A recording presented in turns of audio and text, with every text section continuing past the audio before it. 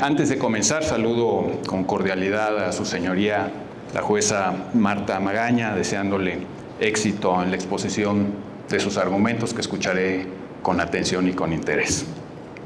Agradezco a todos ustedes su presencia y desde luego agradezco también al doctor Miguel Carbonell y al Centro Carbonell la oportunidad que me han dado para acompañarlos en esta ocasión.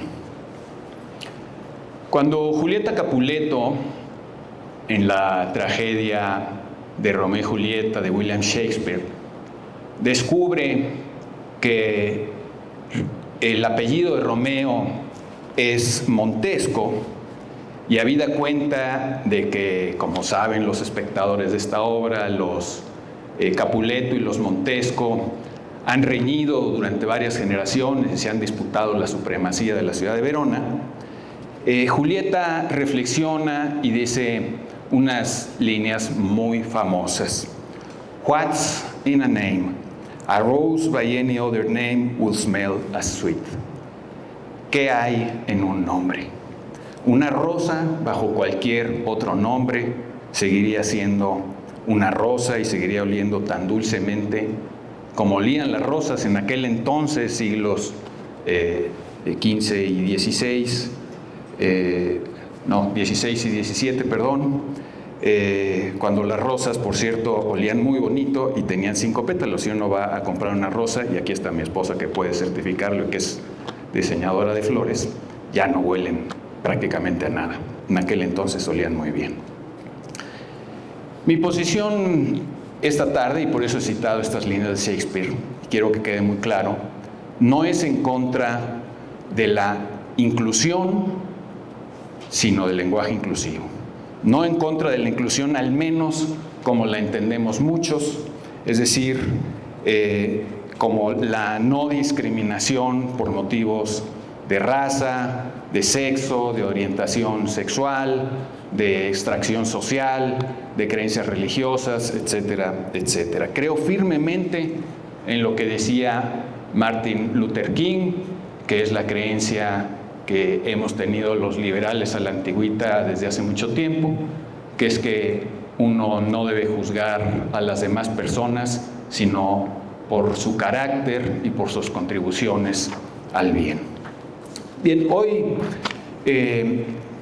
creo que debemos formularnos varias preguntas. La primera es ¿qué es el lenguaje inclusivo? La segunda, en la que voy a detenerme unos minutos en este primer fragmento, es acerca de la utilidad del lenguaje inclusivo, si ha mostrado su eficacia y si ha mejorado la vida de los desfavorecidos, por llamarlos de alguna manera. Desde luego habrá otras preguntas que muy probablemente surjan en este debate y que sería importante responder. ¿Cuál es el origen del lenguaje inclusivo? Y si es parte de una agenda ideológica específica. ¿Quiénes usan el lenguaje inclusivo? ¿Por qué lo usan? ¿Y por qué es difícil que dejen de usarlo? ¿Quiénes lo necesitan, si es que lo necesitan? ¿Los desfavorecidos o los propios usuarios del lenguaje inclusivo, que no suelen ser las mismas personas? Y por último, algo que casi nunca se toma en cuenta y que me parece de la mayor importancia. ¿Cuál es el costo de oportunidad del lenguaje inclusivo? Porque hoy podríamos estar discutiendo cómo reducir drásticamente la corrupción en los ministerios públicos, en los jurados, cómo reducir drásticamente la impunidad, cómo acercar la justicia a las personas comunes y tantísimos problemas importantes que tiene la impartición de la justicia en México, pero no. Hoy vamos a dedicar casi 2 horas a discutir el lenguaje inclusivo. Bueno, es obvio que si se discutieran los temas importantes yo no estaría aquí, no me habrían invitado a mí. A su señoría, claro que estaría invitada para todos esos temas de trascendencia para la ciudadanía, pero yo debo reconocer que me ocupo en general de problemas mucho menos importantes para la gente de a pie. Bien, ¿qué es el lenguaje inclusivo?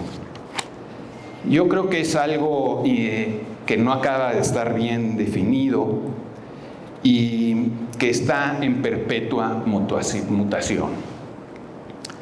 Entiendo que México ha firmado tratados internacionales que obligan a nuestro gobierno al empleo del lenguaje inclusivo. Tengo muy claramente eso en cuenta. Sé que incluso, y puedo equivocarme, pero aquí me corregirán, el Poder Judicial en México tiene una guía acerca del uso del lenguaje inclusivo.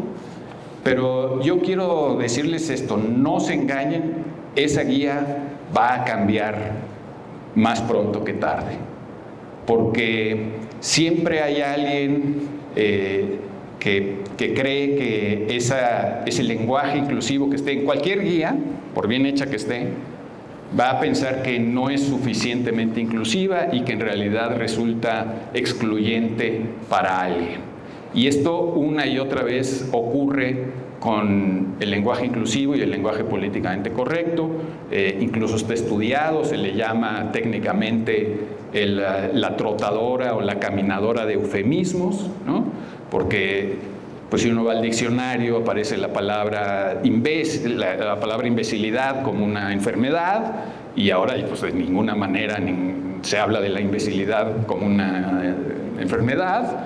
Y hay, digamos, todo este carrusel de distintos eufemismos que vamos usando para incluir o para no herir a las personas. Y lo digo porque ya no es cosa solamente de hablar de las niñas y los niños, o de las trabajadoras y los trabajadores, etcétera, porque para muchos el lenguaje inclusivo tiene que ver con, por ejemplo, el uso de la E en lugar de la A o la O, que según ellos la A es femenino y la O es masculino, lo cual es un error. O bien el uso de la X, que es sencillamente impronunciable para la inmensa mayoría de las personas. Yo mismo no sé cómo hay que pronunciar una palabra cuando en lugar de una vocal lleva una X. O bien, por ejemplo, lo que hicieron en Francia. Francia es un caso interesante porque el gobierno de Macron se ha negado al empleo del lenguaje inclusivo. La Academia Francesa también se ha negado al lenguaje inclusivo porque entorpece la lengua, porque le quita vitalidad, la vuelve más fea. Y esto ha generado un montón de problemas en Francia. Es decir, que el lenguaje inclusivo ha probado, como en todas partes, y este mismo debate lo prueba, ser un tema divisivo en lugar de un tema que realmente nos incluya, porque lo que realmente nos incluye a todos los hispanoparlantes es nuestra lengua materna. Pero bueno, me estoy yendo a otro tema. El asunto es que en Francia decidieron que no eran ni X ni E, sino que un tiempo estuvo a moda usar un punto, en lugar de la vocal, un punto al centro del renglón, lo cual también dejaba a los lectores del lenguaje inclusivo pues con la duda de cómo pronunciarlo. Pero el que usaba eso quedaba frente a todos los demás como una persona sumamente inclusiva. Pertenecía a la élite de los iluminados que eran más inclusivos que todos los demás. Respecto a la confusión de que si acaba con A es femenino y si acaba con O es masculino, voy a contarles un caso muy simpático. Yo tengo un conocido, un escritor, al que todos sus amigos desde siempre le han dicho la pulga. Ni siquiera es chaparrito, hay un motivo especial por el que se le dice la pulga. Y es un apodo que él acepta encantado y que es un apodo cariñoso, no tiene nada de peyorativo. Y yo tenía un maestro que tenía una esposa muy bonita, a la que él de cariño siempre se refería como queso. Le decía, oye, queso, no sé qué, ¿no? Entonces uno tiene el caso de que la pulga y el queso podrían haber salido juntos a cenar, y la pulga y el queso, pues la pulga es un hombre y queso es una mujer, lo cual prueba contundentemente que una cosa es el sexo de las personas y otra cosa enteramente distinta y completamente arbitraria es el género gramatical, ¿sí? Y este es un asunto muy importante porque mucho lenguaje inclusivo cree que lo inclusivo consiste en o hacer más explícita la presencia de las mujeres usando palabras con A o palabras de género gramatical femenino o borrando esa diferencia, ¿no? En fin, Hay un lenguaje inclusivo que respeta la gramática y simplemente hace más visible la presencia de las mujeres. Y hay un lenguaje inclusivo, y hay muchos inclusivistas, por llamarlos de alguna manera, que creen que la gramática, y no solo creen, lo dicen, lo afirman, que la gramática, la ortografía, la sintaxis son inventos y herramientas que usa el hombre blanco heterosexual para oprimir a las masas. Hay gente que realmente cree esto y que lucha en contra de la gramática precisamente por esto. Entonces, como les digo, cada quien tiene un lenguaje inclusivo en la cabeza y esto creo que no es fácil de dilucidar. Ahora, respecto a la utilidad del lenguaje inclusivo, quiero ponerles algunos ejemplos. El primer ejemplo es de Japón. En Japón no se hace ninguna diferencia de género en el lenguaje escrito. Resultado, si uno va a Japón, va a ver que las mujeres siguen ocupando una posición sumamente tradicional en la sociedad japonesa, prácticamente no participan en el mercado laboral ni profesional, se dedican al hogar, al cuidado, a la educación de los hijos, a lo que a mí me parece completamente respetable. Por cierto, en Japón no admiten a los niños a la escuela si no saben leer y escribir, si no han aprendido a leer y escribir. ¿Y quién se encarga de eso? Las mamás. Cumplen un papel sumamente importante. Y bueno, la cultura japonesa pues es muy distinta que la nuestra, pero en ciertos sentidos pues es envidiable. Es uno de los países donde hay menos violaciones a las mujeres, ¿no? Es un país que tiene un índice de por cada 100,000 mujeres solo hay 1.1 violaciones, mientras que en Europa y en Estados Unidos el promedio está entre 30 y 50 violaciones por cada 100,000 mujeres, y en Suecia, con su avanzada agenda progresista, ocurrieron en el año 2021 casi 90 violaciones por 100,000 mujeres, es decir, como 80 veces más que en Japón. Y al mismo tiempo en Japón la pornografía circula profusamente. Entonces el caso de Japón es interesante porque nos recuerda que las soluciones simplistas, que parecen evidentes, pues muchas veces no arrojan los resultados que uno espera, sobre todo en los sistemas complejos como es cualquier sociedad, también la nuestra. Otros ejemplos. El árabe clásico y el Corán. No sé si sabían ustedes que en el árabe clásico los plurales de casi todos son masculinos. No, perdón, de casi todos no son masculinos como en español, sino femeninos. Uno dice el dátil y las dátiles. Así se dice en el árabe clásico en el que está escrito el Corán. Más todavía, el Corán está escrito en lenguaje inclusivo. Y esto se puede comprobar en algunos versículos del Corán, y no solo lo digo yo, lo dice la periodista española convertida al Islam Amanda Figueiras. Según ella, y como verán en esto tiene razón, el Corán utiliza el lenguaje inclusivo y, según ella, si Alá viviera hoy diría la portavoza, porque en España se ha puesto de moda porque es muy inclusivo, en lugar de portavoz de un grupo parlamentario, también si es mujer se dice portavoza. Y a los miembros del Parlamento, si son mujeres, se les dice miembras, y ya se dice miembras y miembros del Parlamento. Súper inclusivo, horrible, pero muy inclusivo. Bueno, en el Corán efectivamente tiene aleyas, lo que nosotros llamaríamos versículos, en los que se habla de los creyentes y las creyentes, los ayunantes y las ayunantes. Y bueno, vamos a otro ejemplo de por allá, del Oriente. ¿Qué pasa con la lengua que se habla en Irán? Es el farsi, o lo que nosotros quizá llamaríamos mejor el persa, ¿sí? En farsi prácticamente no hay distinción entre masculino y femenino, al menos no en los pronombres, los nombres ni los verbos. Así que solo hay un pronombre, no existe en él y ella, hay un pronombre para todos, sumamente inclusivo.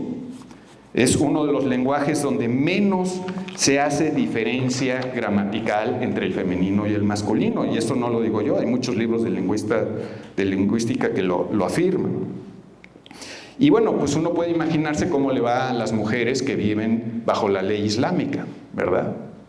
Donde sus derechos son atropellados completamente, Ya no se diga los homosexuales, la homosexualidad está castigada con la muerte, bajo la Sharia, bajo la ley islámica. Entonces, todo ese lenguaje inclusivo, pues en Irán no ha servido de absolutamente nada.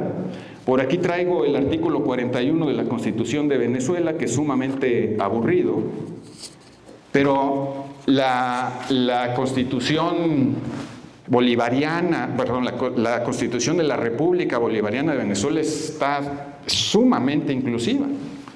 El artículo 41 es larguísimo y no tengo tiempo de leérselos, pero es muy interesante porque habla del presidenta o la presidenta, del vicepresidente o la vicepresidenta, de los alcaldes, de las alcaldes. Es una cosa sumamente inclusiva, tediosa. Yo hice el cálculo de reducirlo a lenguaje no inclusivo y el artículo podría tener prácticamente 2/3 partes del tamaño, en lugar de ser un artículo tan tedioso y tan ilegible. Y bueno, vean el resultado de la inclusión en la República Bolivariana de Venezuela, ¿verdad? Que alégrense las mujeres venezolanas, ninguna se siente excluida. No importa que el país haya expulsado casi 8 millones de personas desde que esta Constitución fue promulgada. Entonces, estos usos del lenguaje inclusivo, por poner solamente algunos ejemplos, pues nos muestran que el lenguaje inclusivo no es muy útil. Alguien podría decir, bueno, es una herramienta, no es la única herramienta, pero es muy importante para conseguir la inclusión. Y a esas personas yo quisiera recordarles, podría darles otros casos, pero quiero recordarles el caso de Islandia. Islandia es uno de los países del mundo que tiene un índice de desarrollo humano más avanzado. Según la ONU, cualquier país por arriba del 0.8 es muy alto. México está en el 0.7 y para no discriminar a los haitianos, a Haití le ponen el 0.5. Yo no entiendo por qué Haití no está en -8, pero bueno. El punto es que Islandia tiene 9.8, 0.98, una cosa así. Es de los más desarrollados del mundo, como comprenderán, no solo las mujeres, sino los homosexuales y las minorías y todas las personas desfavorecidas tienen un montón de beneficios sociales, muchísimas protecciones sociales que ofrecen no solo el gobierno, sino su cultura. Y el islandés, para los lingüistas, así usan esta expresión en un par de libros, dicen que es una lengua congelada en el tiempo. Un islandés normal hoy puede leer las sagas de Snorri Sturluson como Edda Menor, que se escribió en el siglo XIII, u otras sagas del pasado islandés, sin ninguna dificultad. Ustedes agarren el Mío Cid en su versión original a ver cuánto entienden. Si hasta el español del Quijote nos cuesta trabajo, y eso que se supone que lo leemos en las escuelas y que estamos familiarizados con él. El español ha evolucionado muchísimo. Casi todas las lenguas han evolucionado muchísimo, pero el islandés no. Y no porque la gente sea reaccionaria o sea reacia al cambio.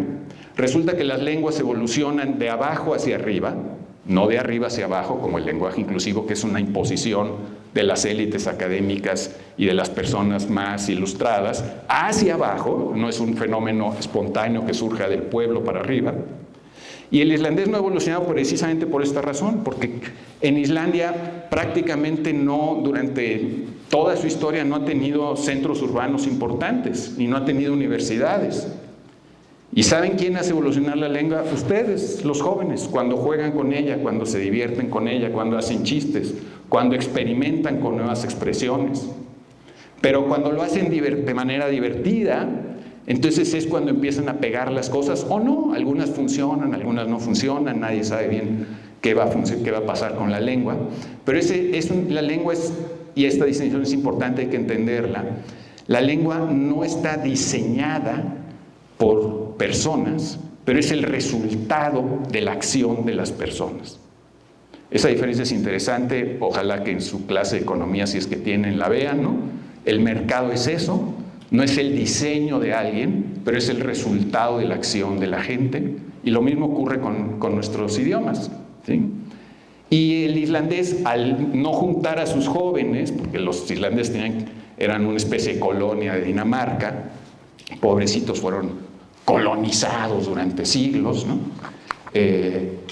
Y entonces pues no había esa oportunidad de que evolucionara. Entonces, insisto, no fue una cosa de diseño. Bueno, mi tiempo se agota. Yo lo que quiero simplemente es invitarlos a reflexionar una vez más sobre la importancia que tiene elegir las metas y elegir qué problemas vamos realmente a enfrentar.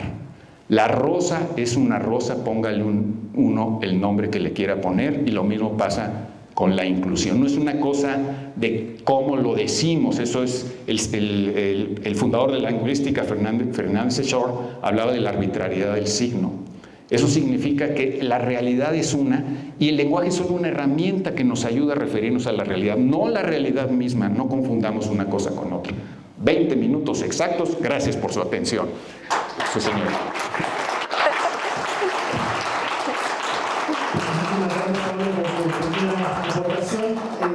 Igualmente 20 minutos para la primera exposición. Pues, por favor. Muchas gracias. También para mí es de verdad un honor estar ahora de este lado. Yo, como ustedes, estuve también siendo alumna de esta bonita casa de estudios, de la que estoy muy agradecida. Gracias por la invitación y, por supuesto, gracias a Pablo por escuchar esta postura. Bueno, pues desde mi área y desde mi visión, desde mi área jurídica, desde mi visión como mujer y de mi visión también como persona que tengo a día a mi lado, trabajando conmigo codo a codo, a gente de la comunidad, creo que el lenguaje inclusivo es, si no la única, por supuesto que no es la única, sí es una forma de visibilizar. Una forma de visibilizar a personas que han sido vulneradas en su dignidad humana.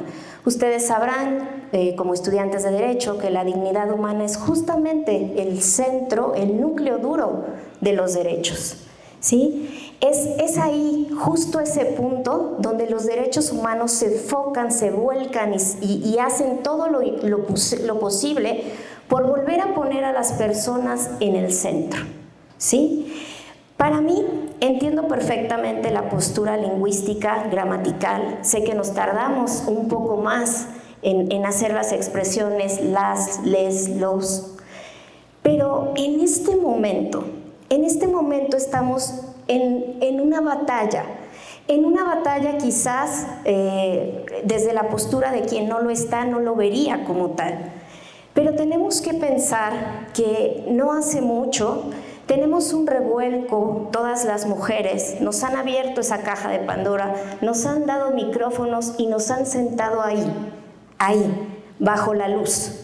Después de haber estado tanto tiempo asignadas a nuestras labores de casa, del hogar, del pensar que no se podía hacer algo distinto. Venimos de muchísimos años atrás, venimos de siglos donde antes ni siquiera podíamos aspirar a estar yo aquí hoy debatiendo y que fuera yo a un lado de dos grandes profesionistas y que además de eso en la pantalla saliera un currículum mío. Eso no se pensaba antes.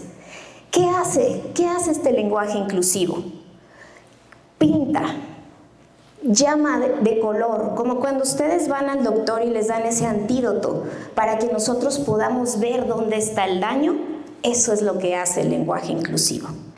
Yo no sé si el lenguaje inclusivo vaya a trascender en el tiempo, pero en este momento es necesario. Es necesario cuando a ti llega una demanda con una persona que te dice que es no binario. Es necesario cuando a ti llega una mujer que te dice que ha sido, digamos, maltratada, humillada, cuando tiene toda una carga atrás de machismos que han sido parte en esa laceración que hoy la conduce hacia nuestros juzgados. Y nosotros como juzgadores, ustedes como abogados, la comunicación es sumamente importante. ¿Por qué es importante? Porque además de que efectivamente tenemos obligación constitucional, ¿sí? Tenemos protocolos para juzgar con perspectiva de género, protocolos para juzgar con perspectiva de discapacidad, protocolos para juzgar con perspectiva de diversidad, donde se nos solicita que tengamos esa interacción inclusiva e incluyente hacia las personas a quien nos dirigimos. ¿Por qué? Porque de no hacerlo estaríamos revictimizando. ¿Qué pasa? Quizás nosotros para aquí, el día de hoy, pues somos personas que hemos tenido la grandeza de haber estudiado, la grandeza de vivir quizás en comunidades donde esto para nosotros es completamente lejano. ¿Sí? Y pensar que una mujer se siente discriminada o invisibilizada porque no le pongan una A su nombramiento de jueza, pues dirían, ¿pero por qué?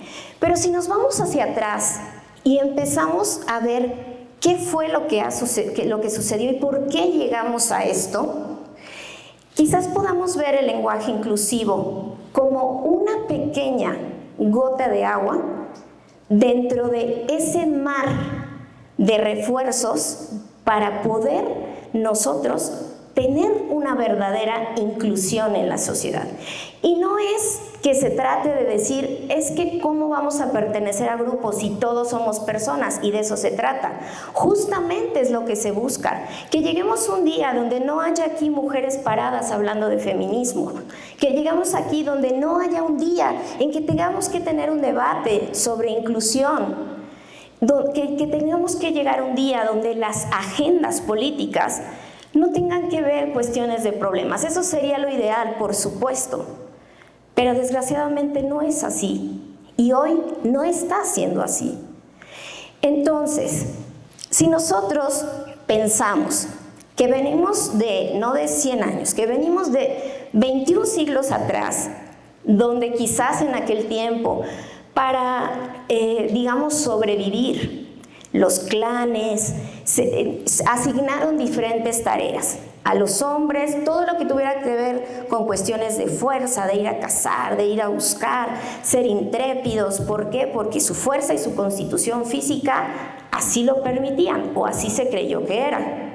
Y la mujer, bueno, pues el hecho de que la mujer menstrue, el hecho de que la mujer sea madre, pues en automático la hizo frágil. La hizo frágil, y desde ahí comienza esta historia. O sea, esto no es de ayer, esto no es de antier.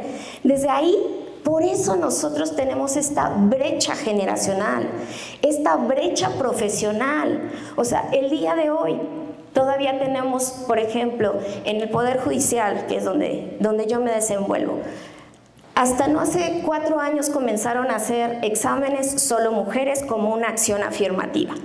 Yo les digo que en el primer examen que se realizó, hubo más de 500 juicios de amparo promovidos por hombres. ¿Por qué? Porque eso era una discriminación para el varón. Cuando, no me dejan mentir, ¿cuándo habían visto ustedes mujeres juzgadoras? Y yo les pregunto, ¿creen que no teníamos ganas de salir de casa e irnos a estudiar y que alguien más cuidara a los niños y que alguien más hiciera las labores del hogar? ¿De verdad piensan que las mujeres no son juezas y magistradas porque no sepan? Y hoy quizás decimos, oigan, a ver, pero bueno, ya tienen un 40%, ya no, o sea, al 50% y hasta ahí. ¿Por qué? Si teníamos años más, o sea, 300 años teniendo puros titulares varones. ¿Por qué ¿por qué eso nunca fue una discusión? ¿Por qué nunca fue una discusión hasta que le pusimos una A ciertas palabras?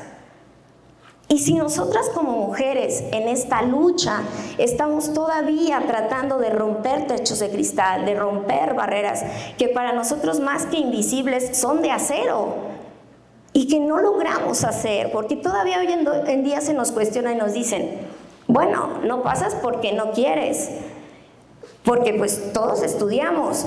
Yo te pregunto a ti, varón, cuando tú fuiste a estudiar, ¿quién se quedó cuidando a tus hijos? ¿Quién te lavó la ropa que ahora traes puesta? ¿Quién te puso la mesa para comer, desayunar y cenar? Entonces, mientras no disociemos, mientras no rompamos esa idea de que las mujeres tienen su carga de cuidado sobre de ellas, y que aunque salgan, porque déjenme decirles que esto también es así, ¿no? ¿Qué pasó después de esos concursos inclusivos para mujeres?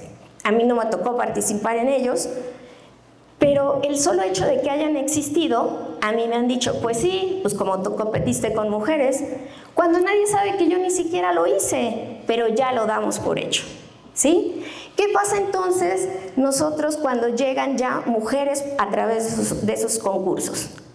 Se les olvida que también tienen casa y que se les olvida que también tienen hijos. Y sí, les dieron una acción afirmativa para llegar ahí. ¿Y después?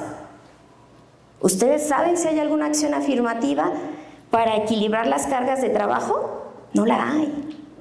No la hay. Y el día de hoy yo veo a compañeras, porque yo no soy madre, pero yo veo a compañeras sufriendo esto. ¿Por qué? Porque hay reclamos de niños diciéndole, ¿otra vez vas a ir a trabajar en domingo? Y ellas mismas dicen, es que no puedo estar aquí 24/7 como lo estás tú. Entonces, esto es real. Y esto que a lo mejor ahorita les platico y se suscita aquí, no viene de 3 años atrás, viene de esta brecha generacional. Entonces, viéndolo así, el lenguaje inclusivo es solo un pequeño, digamos, toque de color en este grito morado de que necesitamos una verdadera inclusión, una inclusión material y que no solo sea de palabra y que no solo agregue un la o una a, necesitamos una inclusión donde realmente se quiten sus zapatos, donde realmente se bajen del podio, se bajen del estado de privilegio y se pongan los nuestros. No por un día, no por 2 días, que se lo pongan por toda una vida. Eso es lo que necesitamos en esa agenda feminista. En cuanto a la comunidad, yo no pertenezco a la comunidad, pero tengo muchas personas a mi lado que lo son, muchas personas con las que trabajo día a día e incluso muchas personas que vienen hacia mí solicitando justicia. Y cuando nosotros nos quitamos, ahora en mi caso, los tacones y nos ponemos en su lugar, nos damos cuenta cómo las personas, a través de esos sesgos de género que creó la sociedad hace miles de años y que ahorita no podemos ir a preguntar y no tenemos una bola mágica para decirle si en aquel momento el que creó el lenguaje efectivamente, ¿no?, era un grupo de chicos y eran chicos, chicas y chiques, ¿no? No podemos preguntarles ahorita porque ya no están. Pero lo real es aquí, es hoy. Es que son personas que se sienten completamente invisibilizadas. Si la mujer no existía en la ley, mucho menos había espacio para creer que pudiera haber otro tipo de identidad de género, otro tipo de expresión de género. O sea, eso ni siquiera, no era permitido. O sea, cerramos por completo la puerta, ¿sí? ¿Qué pasa? Que nuestra sociedad es muy cerrada en esos temas. ¿Por qué? Porque sienten que no les alcanzan. Pero ¿qué va a pasar si el día de mañana tu hijo te dice que es de la comunidad? Entonces tú empiezas a ver bajo el color arcoíris todas aquellas barreras que nosotros como sociedad, porque se escucha mejor, porque se ve mejor, porque me cuesta menos tiempo en decirlo, hemos creado. Para mí también sería fenomenal que nuestro mundo no fuera así y que fuéramos todos totalmente inclusivos y que al yo decir compañeros todos de pie, no solo se levantaran hombres y mujeres, sino lo hicieran también cuando yo dijera compañeras o compañeres. Pero bueno, quizás el día de hoy, como dice la autora Elena Bazán, el arte de nombrar, necesitamos nombrarlo. Necesitamos saber que existe, necesitamos darle una normalidad en nuestra agenda jurídica. Y en el otro lado, en el tema del lenguaje ciudadano, también es una obligación constitucional y es digamos, un derecho que tienen las partes de recibir de forma directa y sin intermediarios, por lo menos, y digo por lo menos, porque se pudiera hacer desde la demanda hasta los acuerdos más trascendentales, una decisión con palabras llanas, con palabras muy sencillas, muy simples, y quizás, ¿por qué no?, con palabras acordes al género con el que él se identifica. Máxime si a mí me lo solicita, porque yo como juzgadora me debo a eso, y porque ustedes como abogados tienen entre sus manos esa arma jurídica que es el lenguaje, y ustedes saben la trascendencia que puede ser el cambiar una sola letra, ¿sí? El cambiar una o dos letras puede cambiar completamente el sentido de la frase, puede cambiar completamente el sentido de la palabra. Y así tenemos protocolos que están justamente en el apartado de lecturas de fácil comprensión, donde además nos obligan a no invisibilizar y a no revictimizar.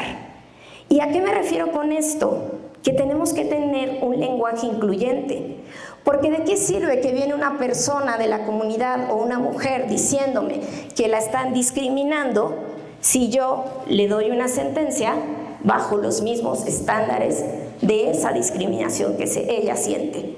Y sí, no es para que, yo digo, le digamos hoy a nuestros hijos que todos no significa incluirlos a todos. No, no es así. Es para decirle que todos necesita quizás un toque morado, quizás un toque color arcoíris, porque no solo somos hombre y mujer en esa caja que nos hicieron creer con esos constructos sociales donde dijeron solo hay hombre y hay mujer, tú te dedicas al hogar, y por eso desde chiquita yo te voy dando muñequitas, jueguitos de té y cositas que te vayan entrenando para ser esa mujer de casa, esa mamá que necesita ser.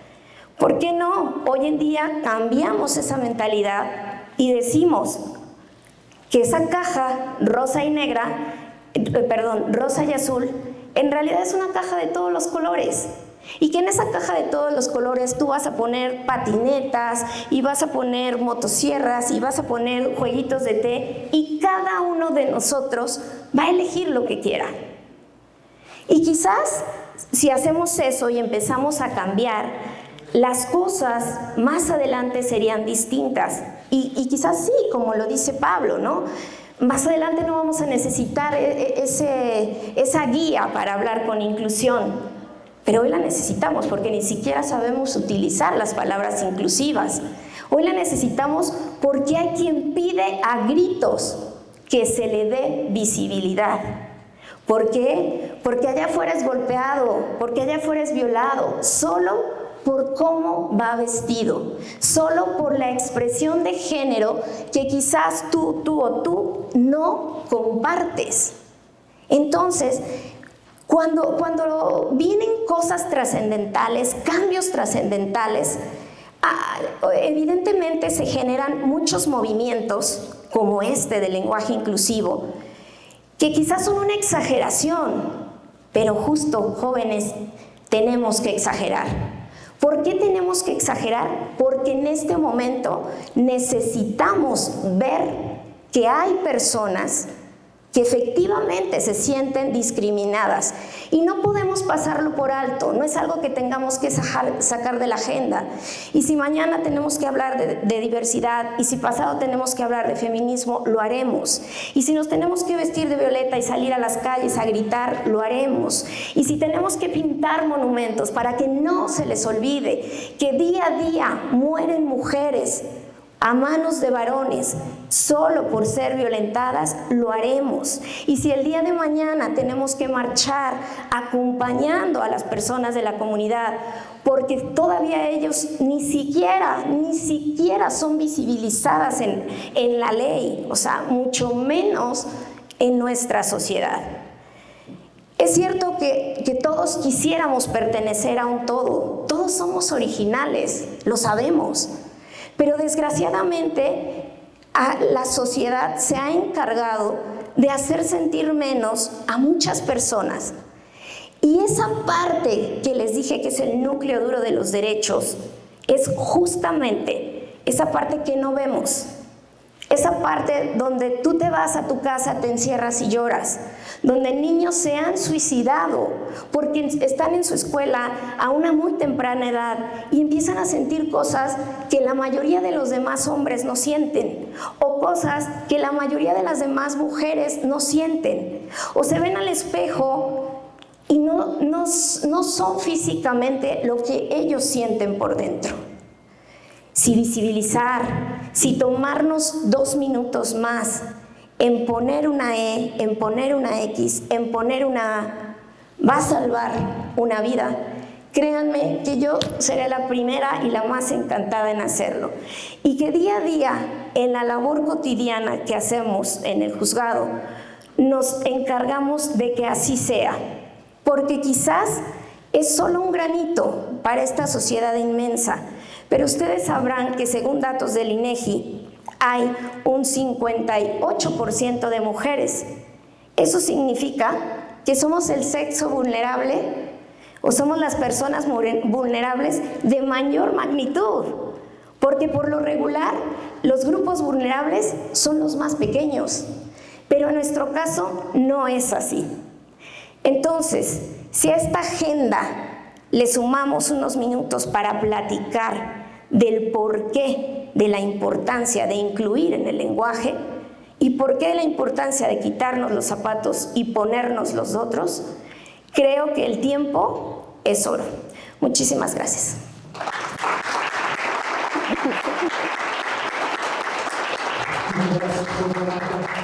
Bueno, pues les había adelantado que iba a ser la mesa más interesante y más controversial, y ahí están las 2 primeras razones, los 2 primeros posicionamientos muy claros. A continuación, Pablo, tienes 10 minutos para réplica.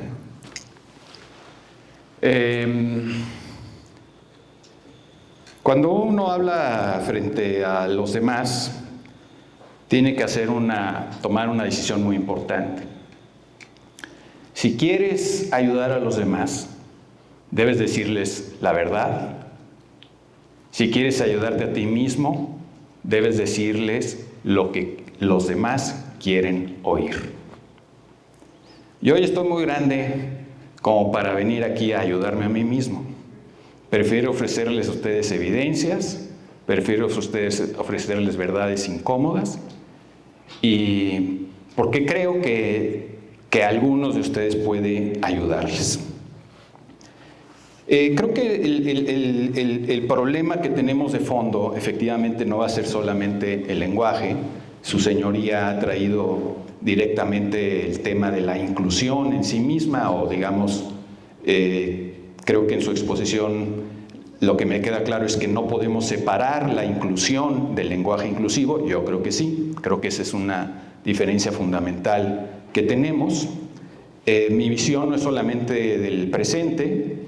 Yo lo que he visto es que ha habido enormes cambios sociales que efectivamente han ayudado muchísimo, no solamente a las mujeres, a los homosexuales, a los transexuales, etcétera. Pero los mayores de esos cambios se han dado sin que cambie en absoluto la lengua. Los grandes cambios sociales no han afectado a la lengua. Eso de cambiar la lengua es algo muy, muy reciente. Muy reciente. Y esa perspectiva histórica hay que tenerla. En la época de Shakespeare, en efecto, eso es interesante, el papel de Julieta Capuleto lo hacía un muchacho. Las mujeres no tenían permitido ni siquiera ser actrices. ¿Se imaginan lo absurdo de Romeo y Julieta? Bueno, y cualquier obra isabelina donde todos los personajes femeninos eran representados por hombres, porque las mujeres no tenían permiso de pararse en un escenario, como bien dice su señoría. El cambio ha sido inmenso. El cambio que lograron las feministas como Betty Friedan, Camille Piglia, muchas otras, se dio sin que cambiara en absoluto la lengua. El lenguaje inclusivo es parte de una agenda ideológica que inocentemente las personas de buen corazón han aceptado. Y no es una buena idea. Eso es lo que yo vengo aquí a decirles. En cuanto a la situación, sacar adelante a las familias, realmente sí es muy, muy difícil. El esfuerzo de las generaciones pasadas para sacar adelante sus familias fue tremendo. No fue una decisión arbitraria y exclusivamente basada en la fuerza de los hombres. Esa diferencia que encontramos, pues no en una cultura, sino en todas las culturas de toda la humanidad, por alguna razón es así. No hay un solo caso histórico donde un grupo de mujeres vayan a la aldea vecina a secuestrar maridos. Y hay montones de casos históricos, están las leyendas de la fundación de Roma, el rapto de las Sabinas, de hombres que van y violan mujeres. De eso se tratan las guerras. Las guerras son horribles, obviamente, pero para los que participan en las guerras son sumamente emocionantes y les gustan. Y una de las partes que hacen los hombres en las guerras es violar mujeres. Es una realidad humana espantosa. Pero los hombres también tenemos, digamos, creo que estamos olvidando la importancia de esa cooperación que ha sacado adelante a los grupos humanos. Fíjense, Susan Pinker, una mujer, tiene un libro muy interesante que se llama La paradoja sexual, y ella dice que con mucha frecuencia abordamos cualquier área en la que han predominando los hombres como el default o el estándar con el cual hay que medirnos a todos. Y entonces, si los hombres han destacado en algo, ese debe ser también el estándar para las mujeres. Eso, si ustedes lo piensan, es realmente muy sexista. Es olvidar las enormes aportaciones que han hecho a las mujeres, nuestras mamás, nuestras abuelas, todas nuestras antepasadas, para sacar adelante a sus familias y permitir que hoy estemos aquí.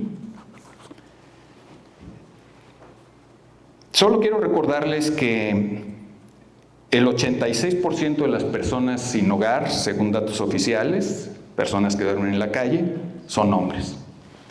Que el 94% de las personas que mueren en el trabajo son hombres.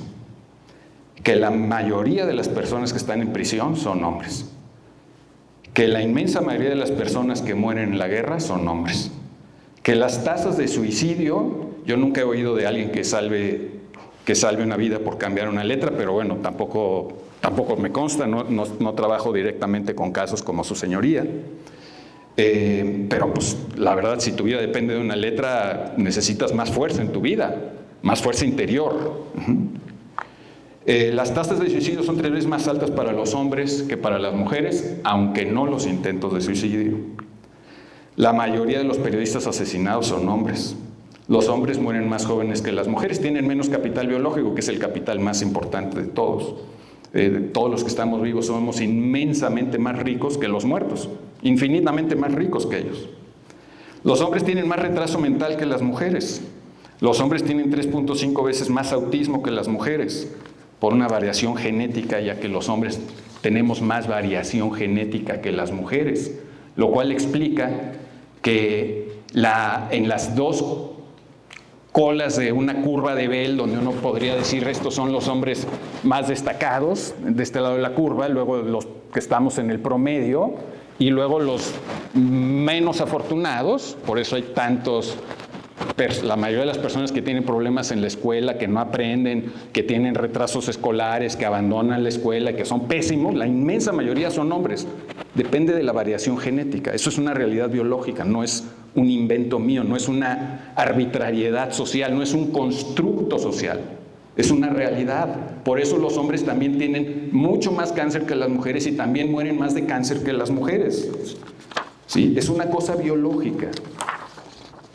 Los hombres son más expulsados de las escuelas, tienen el doble de probabilidad de clasificarse con problemas de aprendizaje, etcétera, etcétera, etcétera. A veces cuando las feministas piensan en el papel de la mujer, hacen esa cosa muy sexista de olvidar esas aportaciones de las mujeres en el hogar. No estoy diciendo que es el caso relativo a lo que está diciendo su señoría, por supuesto. Y por cierto, aquí déjenme contarles algo simpático, y lo sabe mi esposa. Yo decía, cuando me dijeron que me iba a enfrentar a una jueza, yo dije, caramba, pues nadie se quiere enfrentar a una jueza, ¿no? ¿Qué tal que un día me toca, que caigo en un caso con ella, ¿no? Bueno, después de oírla hablar, sí quiero decirles que ojalá si caigo en un caso me toque con ella, porque Creo que es una persona muy sensible y que es capaz de ponerse en el lugar de los demás, y esa empatía pues es fundamental para una juzgadora y para cualquier persona en la vida real. Pero quiero que también hagan ese esfuerzo por entender que las personas, probablemente la mayoría de las personas más desafortunadas de la sociedad son hombres, cosa que a veces se olvida. Hay algo también que me parece muy importante, que es cuando dice que las personas se sienten o invisibilizadas o se sienten algo. Aquí hay que entender que lo que muchas veces estamos haciendo es propagar este modelo mental que hace que las personas se autovictimicen. Hay un experimento muy famoso, por aquí traigo el dato si les interesa saber quién lo realizó, es el experimento de la cicatriz en el rostro, donde se ha replicado además, ¿no? Donde tú invitas a un grupo de gente y le dices que les vas a poner una cicatriz, los maquillan con una cicatriz y después los haces que tengan una serie de interacciones con otras personas y después reportan cómo fueron esas interacciones. Y entonces lo que tú tienes es que a un número de esas personas que les pintan la cicatriz, les muestran el espejo, la cicatriz es muy fuerte, y después les dicen a un cierto grupo, también hay un grupo de control, les dicen, oye, pero vamos a ponerte una crema hidrante para que no te lastime lo que te acabamos de poner, y sin que ellos lo sepan, la crema hidrante les borra la cicatriz. Y después estas personas van y tienen una serie de interacciones, y claro, si tú crees que tienes una cicatriz, ¿qué creen que pasa? Pues obviamente reportan discriminación, reportan condescendencia, reportan que los trataron diferente.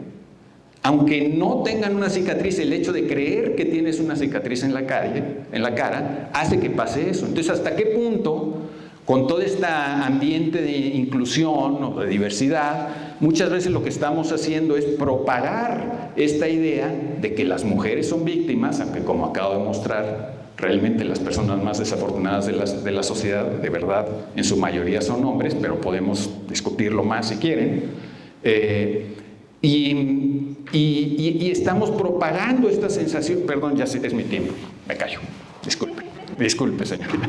Gracias.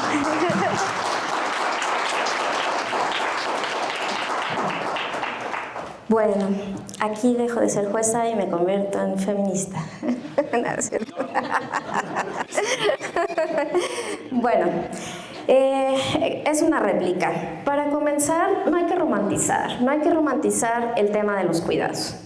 Una mujer que es madre pierde calcio, una mujer que es madre pierde cabello, una mujer que es madre pierde el cuerpo, una mujer que es madre pierde la mitad de todo, ¿sí? No romanticemos que una mujer quiere estar en su casa cuidando a sus hijos, no romanticemos eso.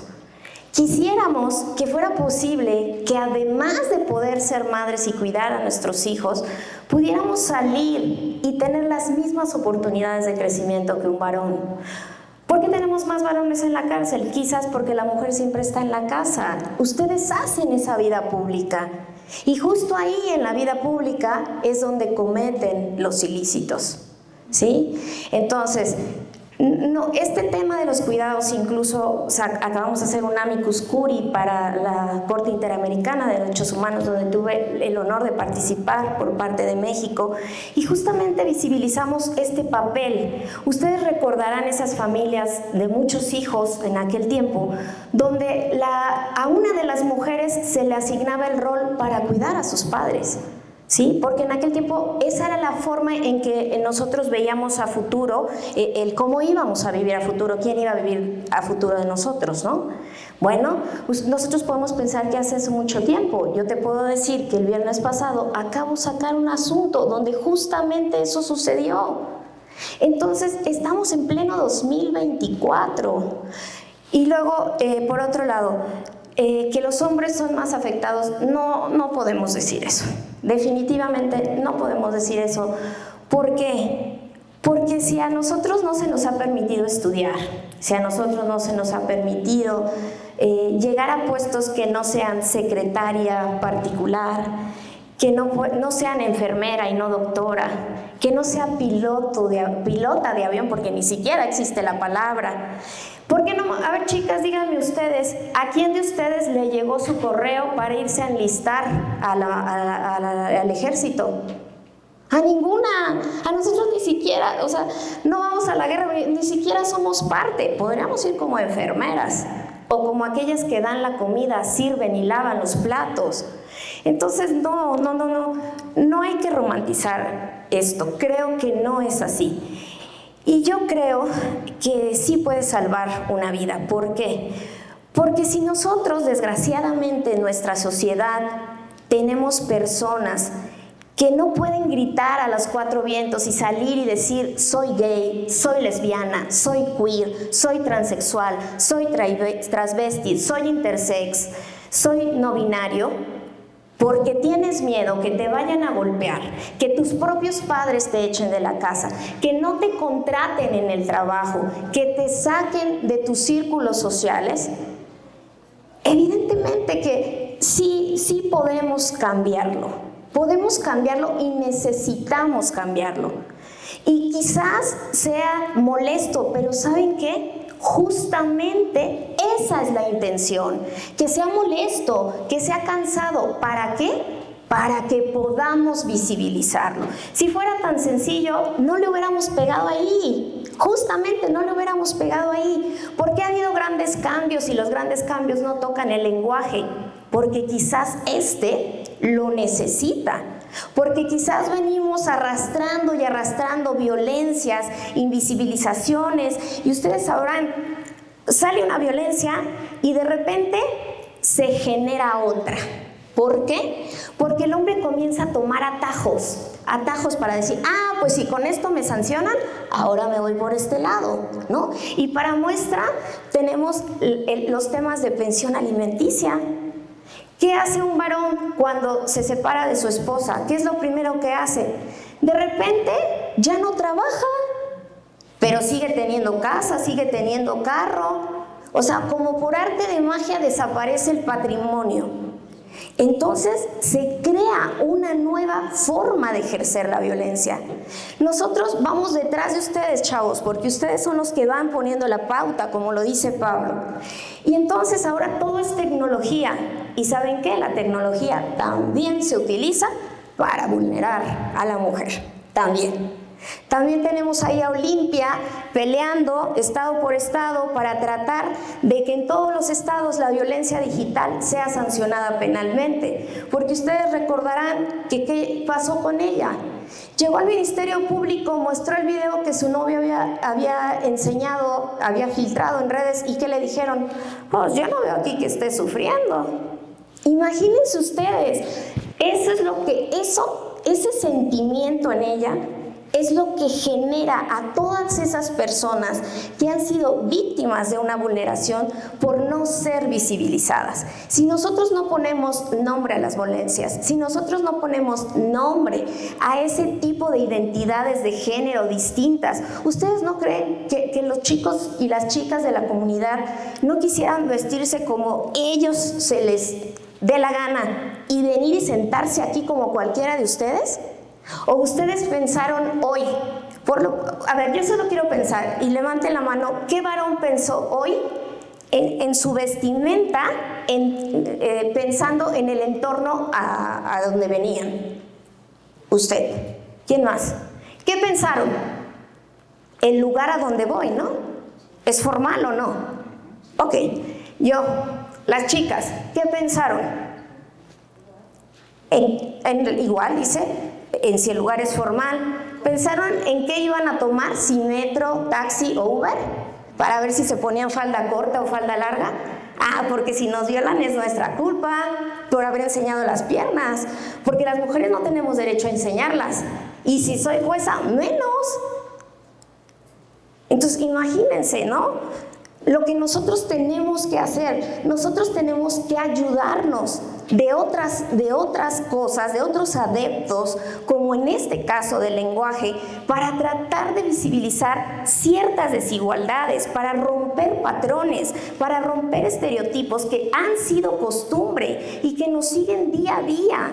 Y nosotros vivimos en un país que es netamente machista y lo tenemos en todos lados, lo tenemos en las poesías, lo tenemos en las canciones, lo tenemos en las rimas, lo tenemos tristemente en el derecho, en nuestras propias leyes. No hace mucho, y ustedes pueden checar en la quinta época del Semanario Judicial de la Federación, y pueden checar que en la quinta época nuestra Suprema Corte de Justicia de la Nación determinó que si un hombre abusaba de su esposa dentro de la casa, no era violación. ¿Por qué? Porque eso sucede dentro de la casa. ¿Y por qué? Porque nuestra epístola de Melchor Ocampo decía que el hombre le debe a la mujer el tema de sexual, ¿sí? Ella tiene esa obligación para con él y él para con ella. Entonces, esto no es abuso, decía la Corte. Ya si, bueno, lo haces fuera de casa, pues entonces ya sí. Pero díganme ustedes, ¿dónde suceden esos delitos? Justamente donde nadie los ve. Imagínense ustedes qué pasa con aquellos niños, niñas y niñas que no se sienten conforme a su cuerpo y que empiezan a decirle a sus mamás, y sus mamás, no, es que es a ti que te está pasando, no es cierto, te están confundiendo, no, es la televisión, es esto. ¿Ustedes se han puesto a hablar con alguien de la comunidad? A preguntarle cuándo comenzó a sentir, cómo empezó a sentir, qué sentía cuando le decían los niños y lo formaban del lado de los niños. ¿Ustedes qué creen que sienten las personas que son detenidas? Un transexual, un travesti que es detenido, cuando le quitan la ropa, le ponen el uniforme, ¿saben a qué cárcel lo llevan? A una de varones, ¿sí? Imagínense ustedes lo que es para estas personas. Entonces, si con este cambio drástico que no nos gusta, que nunca había pasado, podemos hacer una diferencia, por mínima que sea, para ellas, para ellos, hagámoslo. Porque nosotros somos agentes de cambio en el derecho. Somos agentes de cambio y pedimos que la academia, y pedimos que la propia Real Academia y los escritores y toda la sociedad sean agentes de cambio desde sus puntos de perspectiva, desde donde puedan hacerlo. Yo lo hago quizás detrás de un escritorio, ustedes lo hacen detrás de esos libros, buscando algún día estar en esos escritorios y defendiendo a todas esas niñas, a todos esos niños y a todos esos niñes que fueron discriminados, a personas de la comunidad y a mujeres que por muchísimo tiempo han sido invisibilizadas. Entonces, hagámoslo juntos. Muchas gracias.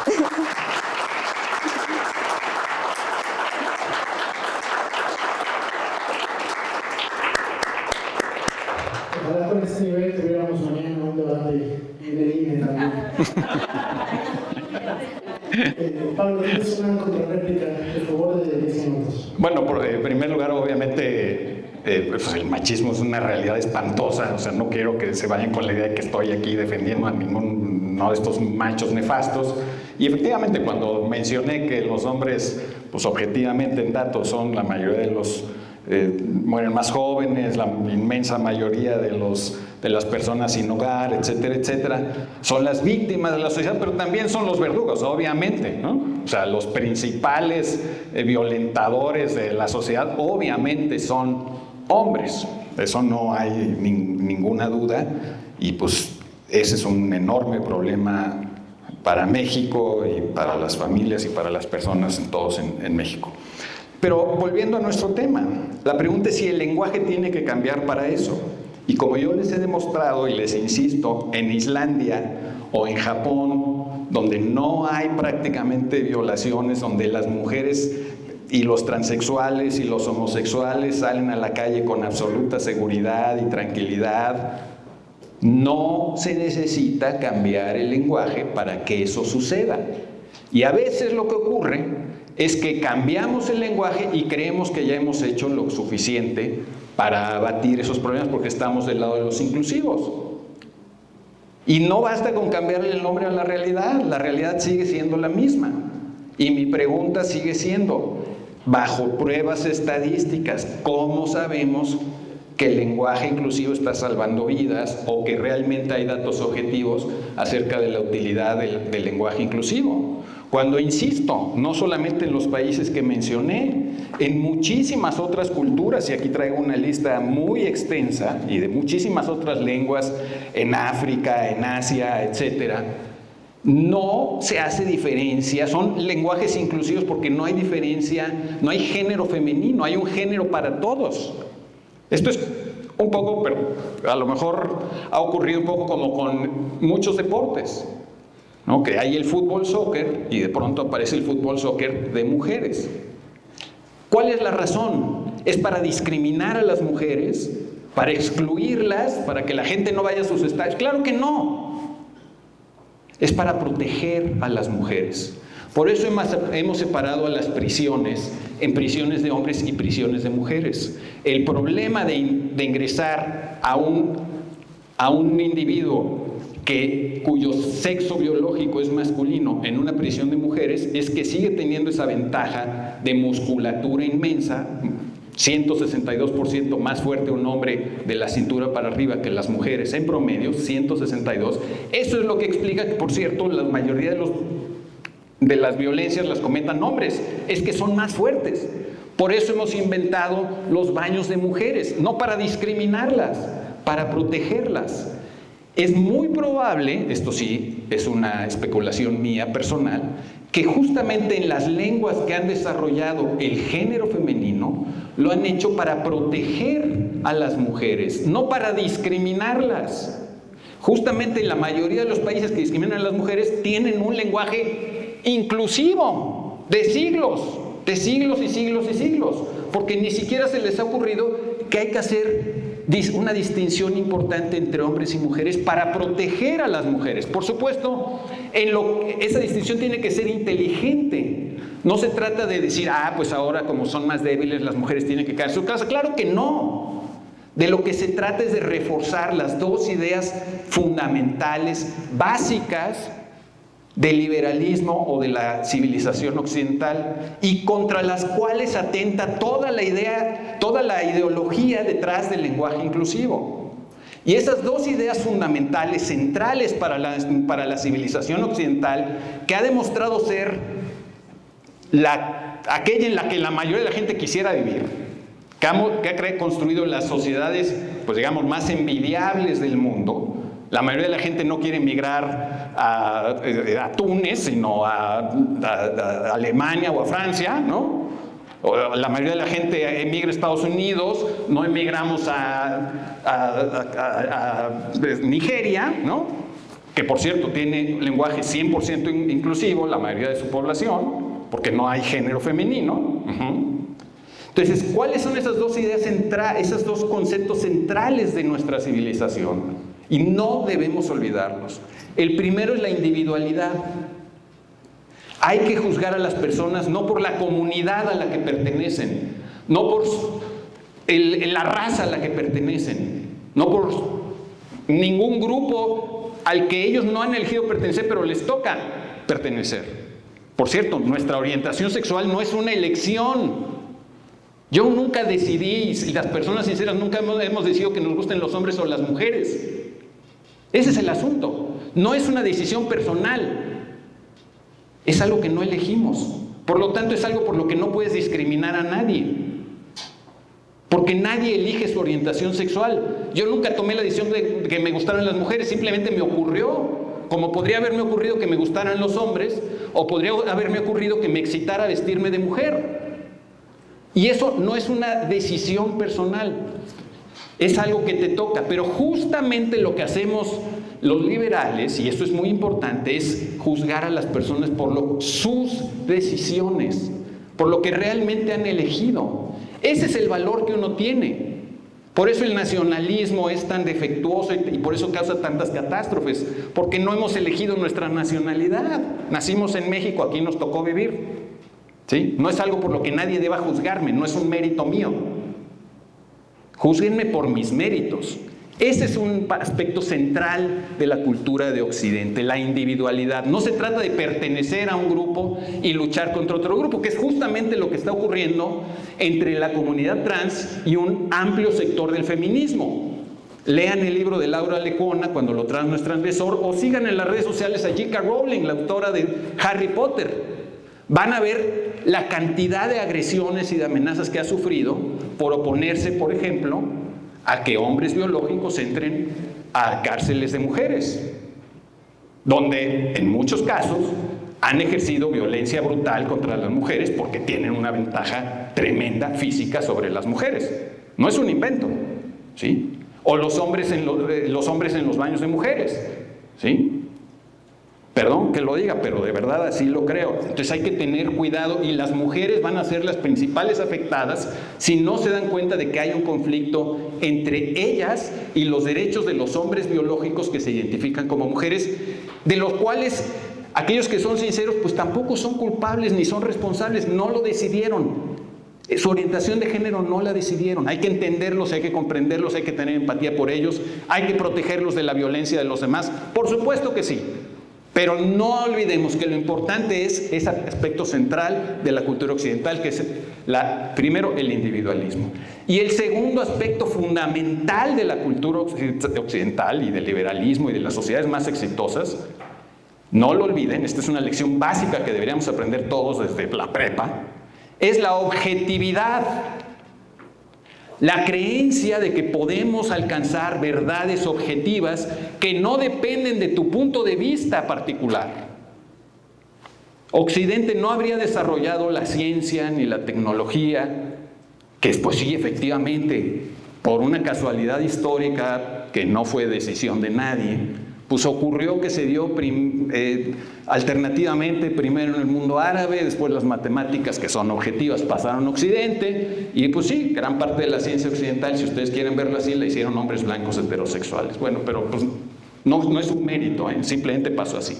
Lo importante es la idea misma de la objetividad, de que debemos luchar por verdades objetivas, cosa a la cual se opone toda la agenda woke que está detrás del empuje que se le da dando en las academias al lenguaje inclusivo, que busca destruir precisamente esta idea de que hay verdades objetivas que no dependen de a qué raza perteneces, de qué sexo eres, de cuál es tu orientación sexual, o de tu género, etcétera, sino que podemos unirnos todos, efectivamente, como dice su señoría, que todos podemos trabajar juntos para resolver problemas, pero justo ese es lo que buscan con el lenguaje inclusivo, es distraernos y crear divisiones que nos impidan cooperar en mayor número para resolver los problemas objetivos que efectivamente tenemos. Y los problemas objetivos de corrupción, de violencia, etcétera, no se van a resolver con lenguaje inclusivo ni con pura sensibilidad.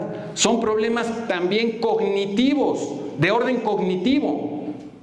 Las instituciones, tenemos que crear instituciones más inteligentes que enfrenten esos problemas con efectividad y no simplemente de una manera emocional o dándole más fuerza a una comunidad o a un grupo que a otro. Ese es realmente, creo que, un mensaje importante que yo podría ofrecerles hoy. 9:50, 10 minutos.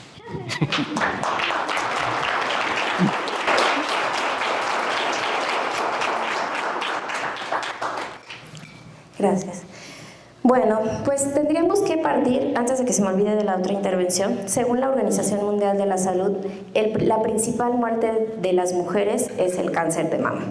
Bueno, pasando a otra. Pero los hombres mueren más de cáncer que la mujer. No, es la mujer. Organización Mundial de la Salud. Pero bueno, tomando esto,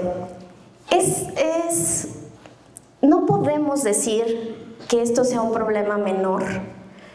No podemos decir que esto salga de las agendas, y tampoco nosotros que estamos aquí en este debate tenemos el control de cuestiones políticas como temas de corrupción. Ojalá lo tuviéramos y ojalá quedara en nuestras manos. Lo cierto es que hoy estamos aquí tratando de darle voz a personas, que han sido discriminadas, Personas que tienen incluso, digamos, ni siquiera formaron parte de los pensamientos cuando se crearon las normas, cuando se crearon las políticas públicas, cuando se crearon las cuestiones financieras, ¿sí? Entonces, el que para nosotros sea un problema, pues ya desde ahí estamos viéndolo mal. ¿Por qué va a ser un problema? ¿Por qué va a ser un problema poner un pronombre personal, agregar una A? ¿Por qué? ¿Por qué para la academia? O sea, ¿qué escándalo tan gigante le puede generar a la academia? Finalmente somos personas y somos quienes decidimos cómo queremos identificarnos. Y sí, somos originales, somos todos, nosotros no elegimos el sexo, pero el género es una construcción social que está latente y que estigmatiza a todo aquel que no encaje dentro de su norma de género, a toda aquella mujer que ose hacer cosas como varón porque es una marimacha. Entonces, no hay que pensar, no hay que romantizar, porque el proteger a veces sobreprotege. ¿Quién dijo que nosotros no podemos ir a baños mixtos? ¿Quién no ha ido a baños mixtos? O sea, en los bares ya existen los baños mixtos. Y eso no te escapa de que a la vuelta de la esquina te golpeen, ¿sí? Acaba no mucho de llevarse a la Suprema Corte de Justicia de la Nación una acción de constitucionalidad, donde justamente el ministro Carranca nos dice: las mujeres trans son mujeres. Y sobre esa base, que quizás para nosotros es jurídica, tendríamos que entender que entonces tienen los mismos derechos que nosotras como mujeres cis. Entonces tendríamos que entender el por qué una mujer cis y una mujer trans pueden entrar al mismo baño, ¿sí? Pero ¿qué pasa? Pues que seguimos bajo esa construcción social que sigue mirándolas feo, que sigue haciéndole ¿y tú por qué? Entonces, ¿cómo no vas a generar un tema de rivalidad en ese momento? Hasta yo lo sentiría con una mujer cis que me voltea a ver así y me dice: ¿y tú qué haces aquí? ¿Sí? Entonces, si no nos ponemos otra vez en los zapatos de estas personas, no lo vamos a entender. Yo te puedo decir que el día de hoy, en mi equipo de trabajo, hay una persona que se identifica como mujer, pero su identidad de género, o sea, la forma como él se viste y la forma como él se ve, según la construcción social, es un varón. Y él ha pedido que lo llamamos como mujer. Y se ha puesto él el artículo de mujer y ha cambiado su INE para ese efecto. ¿Por qué yo le voy a seguir hablando como si fuera un todo? Si él ha decidido tener esta identidad, ¿a mí qué me queda más que respetar? Porque a mí él me respeta la mía. Y si a mí me toma 2 segundos más decirle pues me tomo esos segundos más, ¿sí? Pero yo ya escuché, ya hay una voz que al menos yo ya escuché. Y déjenme decirles que sí, estoy en un juzgado de distrito y que sí soy la titular, pero también me he enterado de que sus propios compañeros, no todos, pero sí hay 2 o 3 que se burlan de esto. Entonces, eso es a lo que vamos, ¿no? Quizás ahorita esta lucha por cambiar cuestiones que nunca se habían visto tiene un fin o un objetivo, y es simbrar. Es decir, aquí estamos y seguimos siendo invisibilizados. Y lo vemos en las normas. ¿Por qué ustedes creen que es normal que tengan que haber llegado personas de la comunidad a promover juicios de amparo, a promover acciones para que lleguen a la corte y se analice todo el tema de su intimidad para ver si podemos o no darles niños en adopción? No. Entonces, esto, el publicitar, el estar poniendo en tela de debate si es lo correcto o no llamarles así cuando ellas y ellos se quieren llamar así, creo que es meternos ya demasiado en la intimidad. Y creo que aquí en este debate nos faltó una persona de la comunidad. Porque de verdad que su ideología, todo por lo que ellos han pasado, de verdad es indescriptible. Son indescriptible tanta violencia que se genera por el solo hecho de tener una identidad que otros no comulgan con ella.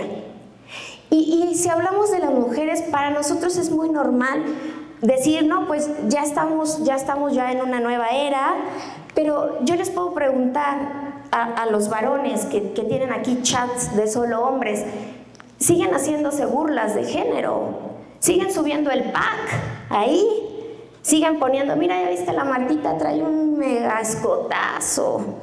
Lo siguen haciendo, chavos, y se lo siguen pasando entre ustedes.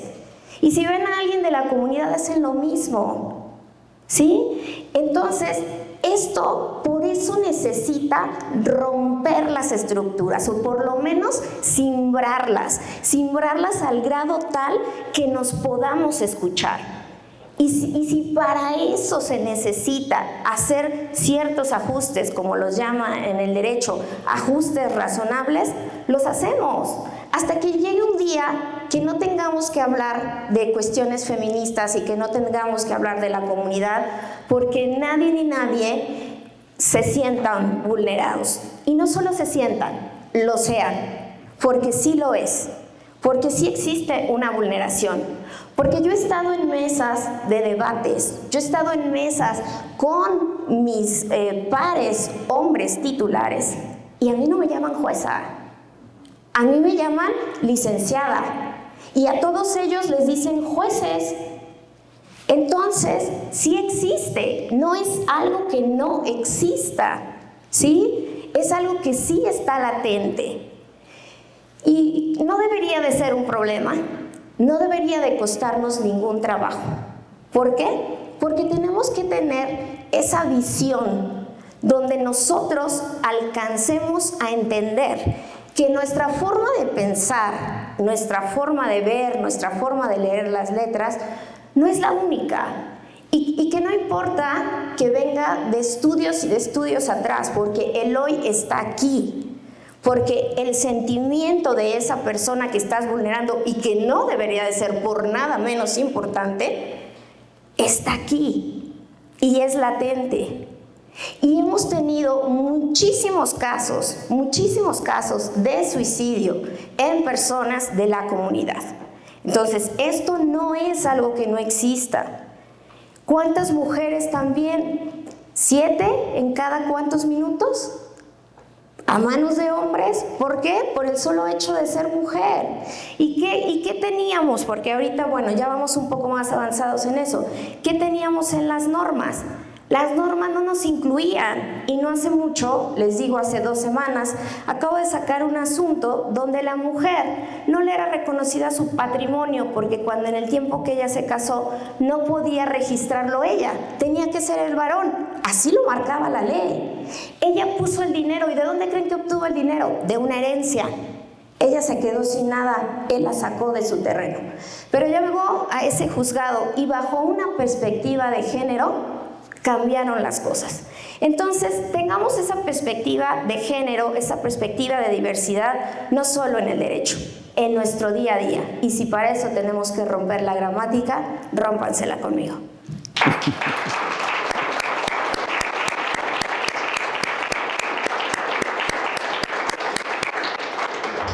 Vamos a tomar 5 minutos de cierre, de conclusiones, de sus argumentos finales y algún mensaje que quieran compartir en este tiempo. Adelante, por favor.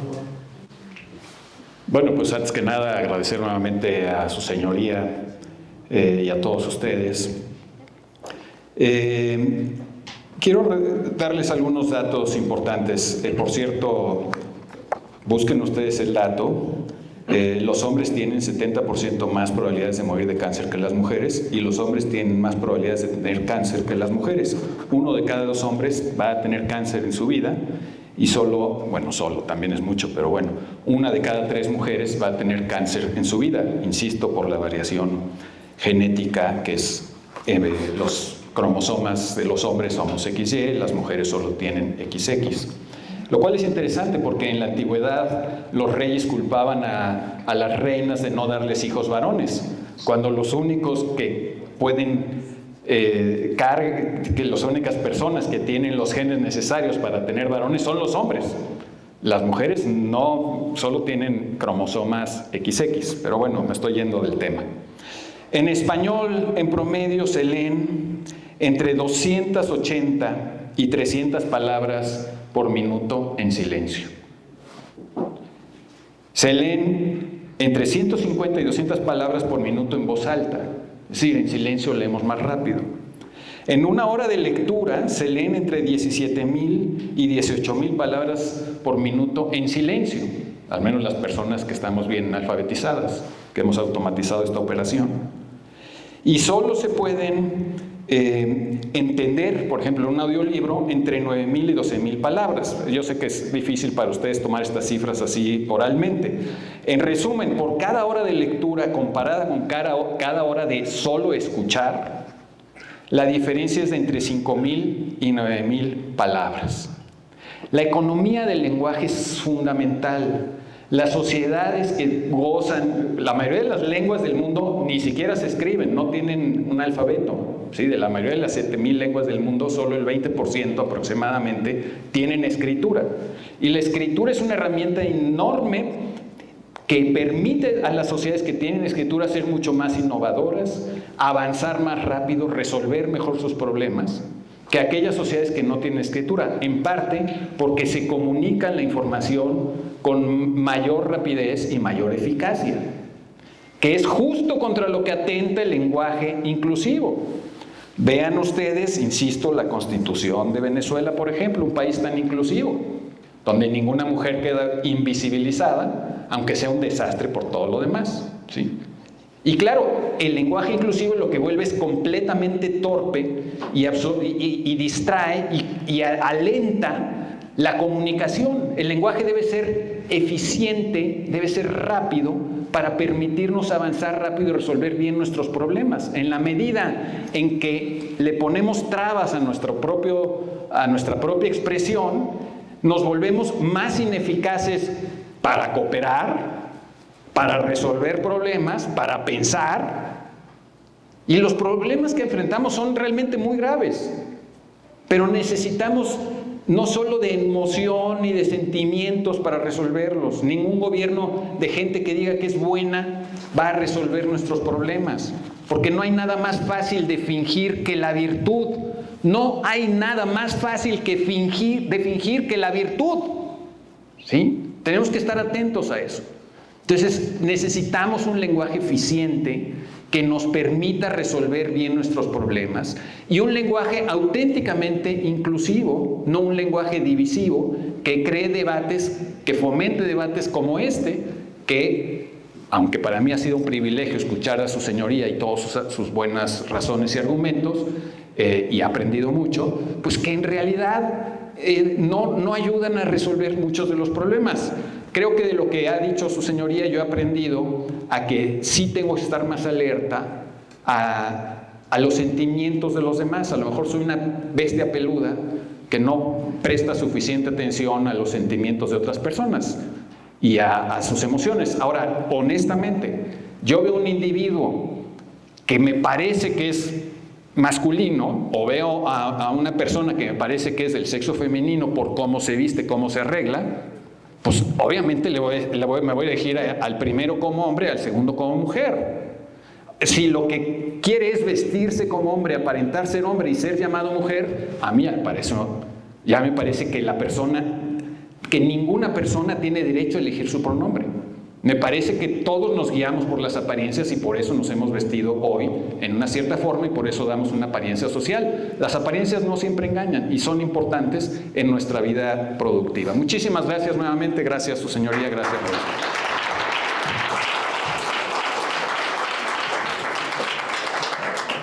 Gracias. Bueno, solo quiero pedirles que no nos vayamos pensando de aquí que esto es un problema. Incluir a alguien nunca va a ser un problema. Y quizás es cierto que existen países donde un lenguaje inclusivo no ha hecho cambios. Pero entonces, ¿por qué no resistimos a hacerle cambios a la gramática? ¿Por qué no resistimos si alguien más te pide que le hables con la, te pide que le hables con le? ¿Por qué no podemos elegir nuestro pronombre nosotros, que somos seres humanos? Entonces, ¿quién lo va a elegir por mí si no soy yo? Vámonos entonces con esto, pensando en que los derechos humanos son todos aquellos inherentes a la persona por ser humano. Y son todos aquellos que tocan justamente esos temas de sensibilidad que no dejan por nada ser menores. No minimicemos, ¿sí? Acuérdense de los micromachismos que nos dice por ahí, que justamente el que hagamos esos pequeños problemas chiquitos es lo que construye esa red donde se sostienen las grandes violencias, las grandes invisibilidades y las grandes violaciones de derechos humanos. Entonces, llévense en su agenda diaria como futuros abogados que van a tener en sus manos a una diversidad de personas y que cada una de ellas tiene una identificación que ha decidido tener, ¿sí? Ojalá que nadie tuviera que haber decidido. Y también llévense en sus agendas que si el día de hoy yo veo a una persona que su aspecto es de hombre porque se vistió como hombre, quizás es porque él todavía teme que al vestirse como él quisiera hacerlo, lo puedan violentar. No demos por hecho cosas, porque el haber dado por hecho cosas es justamente lo que nos trae aquí. Es justamente el no haber visibilizado, el no haberle puesto nombre a cada cosa, es lo que nos tiene aquí. Entonces, vamos a poner las A donde tengan que ir, vamos a poner las X donde tengan que ir y vamos a tratar de incluir a quienes se sienten excluidos. Y así tengamos que simbrar la gramática. Y si no queda con la gramática, vamos a tener que simbrar algunas otras estructuras hasta que todas, todos y todes estemos conformes con el goce de nuestros derechos humanos, sin que nadie nos critique por construcciones sociales. Y no lo podemos hacer solos, no lo podemos hacer solas, no lo podemos hacer soles. Necesitamos hacerlo juntos, porque de otra manera esto nunca va a parar, ¿sí? Y el hecho de que exista gente de la comunidad y cada vez vaya teniendo diversas expresiones de género, porque cada vez hay nuevos grupos y nuevas identidades que se crean, no es un problema. Simplemente es parte de esta sociedad cambiante, de esta sociedad moldeada, que no está sujeta a estructuras, que no se ata a cuestiones de antaño. Porque solo tenemos una vida y es aquí donde podemos hacer la diferencia. Y yo creo que no nos cansa y yo creo que no nos agota el leer unos artículos más. Creo que mucho menos en este México, donde Simón es un sí rotundo, para prestarte necesitas una orquesta, ¿sí? Y donde Miguelita siempre voy a ser yo. Entonces no me vengan con que es un problema. Al rato vamos a tener hasta este tipo de lenguaje metido en nuestra cultura y vamos a ser capaces de hacerlo también por ellos y por ellas.